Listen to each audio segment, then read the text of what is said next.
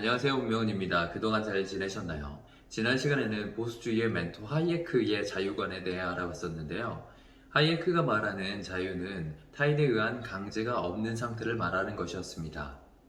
그래서 하이에크는 국가의 역할이 최대한 사회에서 강제와 강요를 줄이는 것이라고 생각했습니다. 그는 강제가 없는 자유로운 상태에서 애덤 스미스가 이야기했던 보이지 않는 손 같은 상호조정 메커니즘이 발생해 자연스레 균형에 도달하게 된다고 생각했습니다. 이런 생각은 하이에크 이후 보수주의 사상의 기본 전제가 되었습니다. 이번 영상에서는 저번 영상에서 봤던 보수주의의 소극적인 자유가 아니라 진보가 이야기하는 적극적인 자유에 대해 알아볼 텐데요. 이때 적극적인 자유는 단순히 강제가 없는 상태를 말하는 게 아니라 주도적으로 무언가를 성취할 수 있는 역량을 포함하는 포괄적인 개념입니다. 이런 관점의 자유를 이야기하는 대표적인 학자가 경제학자 아마티아 센과 법철학자 마사 누스바움인데요. 마사 누스바움은 이런 관점을 역량 접근법이라고 명명합니다.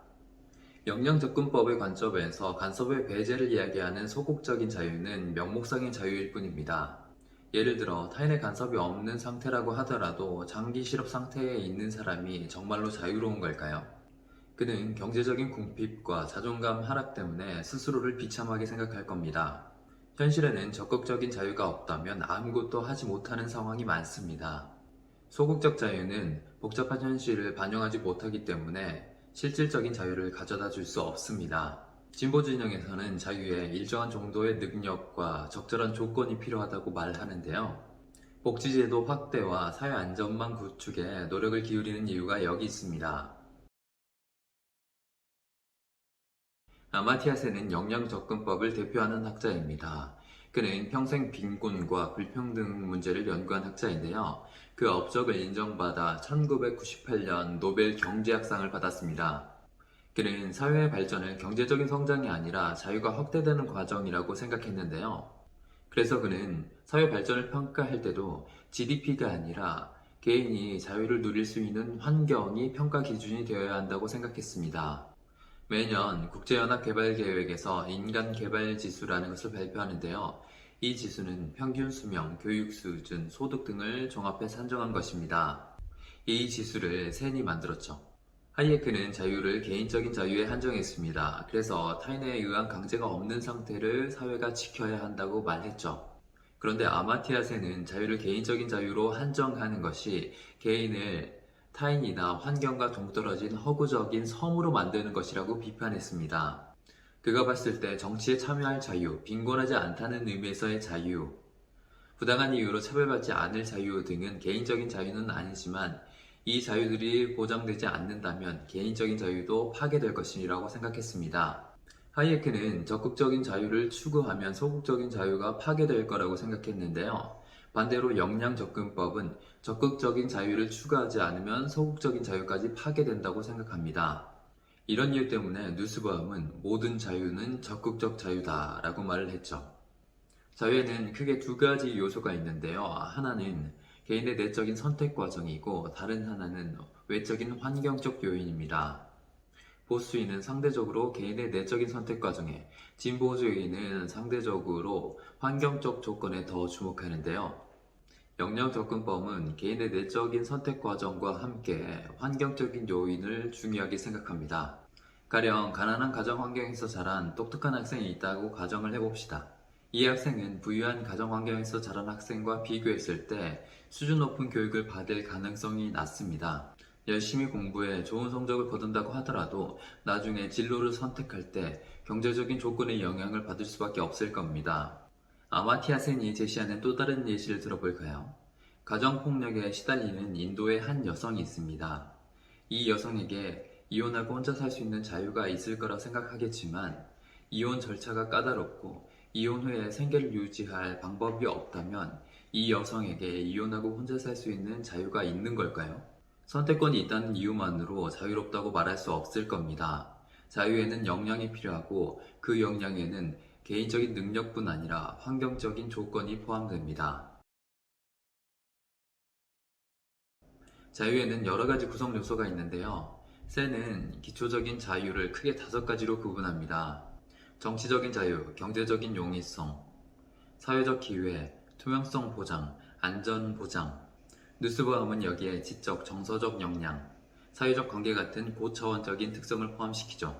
두 학자 모두 정치적 경제적 자유, 사회적 문화적 자본, 건강, 일정 수준의 지적 역량 등을 자유의 기초적인 요소로 보고 있습니다. 그런데 이런 목록들은 절대적인 것이 아닙니다. 사회적인 합의를 통해 충분히 바뀔 수 있죠. 두 학자는 방금 전에 이야기했던 개별적인 자유의 목록들이 서로에게 영향을 준다고 이야기하는데요. 정치적인 자유는 경제적인 자유에 영향을 줍니다. 예를 들어 우리 사회에서 택배기사나 배달기사는 상대적인 약자입니다. 그들에게 정치 참여할 기회가 없다면 저임금, 고강도의 노동에 계속 시달리게 되겠죠. 경제적인 자유는 지적 역량에 마찬가지로 영향을 줍니다. 유니세프나 세이브 더 칠드런의 후원 광고를 보면 어려운 환경에서 자라는 아이들의 모습을 볼 수 있습니다. 자주 끼니를 거르고 필수적인 생필품도 갖지 못한 아이들이 좋은 교육을 받을 수 있을까요? 교육을 제대로 받지 못한 아이들은 커서 저임금 노동에 시달릴 테고 자연스럽게 경제적인 자유를 박탈당하게 될 겁니다. 자유의 목록들은 서로가 서로에게 이렇게 영향을 주는 거죠. 때문에 역량접근법에서는 각각의 자유가 그 자체로도 목적이지만 다른 자유를 신장할 수 있는 하나의 수단이기도 합니다. 자유를 이런 관점에서 보면 사회의 역할은 개인이 자유를 확장할 수 있도록 환경을 조성하고 역량을 발휘할 수 있도록 돕는 것입니다. 사회가 무엇을 장려하고 무엇을 금지하는지에 따라 개인의 행동 반경이 결정되는데요. 우리 사회에서는 오랜 기간 동안 양성평등 분위기가 확산되었고 여러 가지 점들이 변화해 왔는데요. 그렇지만 아직 유리천장이 남아있는 곳이 있습니다. 여전히 여성들이 고위직 임원이 되기는 어려운데요. 한국의 상장 기업 중 63%에는 여성 임원이 한 명도 없습니다. 이런 상황을 바꾸고자 이사회의 성별 구성에 대한 특례가 만들어졌는데요. 내년부터 자산 총액 2조 원 이상의 상장 기업에는 여성 이사진이 한 명은 꼭 있어야 합니다. 한국뿐만 아니라 미국, 노르웨이, 스페인, 독일, 일본 등 여러 국가에 이런 비슷한 제도가 있습니다. 미국 나스닥 상장 기업이라면 내년부터 여성 1명, 성소수자나 소수 인정 1명은 꼭 이사진에 포함되어야 합니다. 이런 조치는 그동안 역량을 발휘하기 어려웠던 사람들이 역량을 발휘할 수 있도록 환경을 구성해 주는 것이죠. 이 외에도 기초교육 강화, 복지제도 확대, 사회 인프라 확충, 지역 격차 축소 등의 조치들은 시민의 자유를 증진하려는 시도입니다. 더 많은 사람들이 자신의 역량을 발휘할 수 있도록 환경을 만들어 주는 것이죠. 아마 하이에크는 국가의 이런 적극적인 개입에 반대할 겁니다. 여러 가지 이유가 있겠지만 가장 대표적인 이유는 국가가 사회의 작동 원리에 대해 모른다는 것이죠. 이런 무지 때문에 개입이 부작용을 낳을 수밖에 없습니다. 그런데 아마티아세는 사회 작동 원리에 대한 완전한 파악이 불가능하더라도 합리적인 판단과 개입 노력이 무가치하지 않다고 이야기합니다.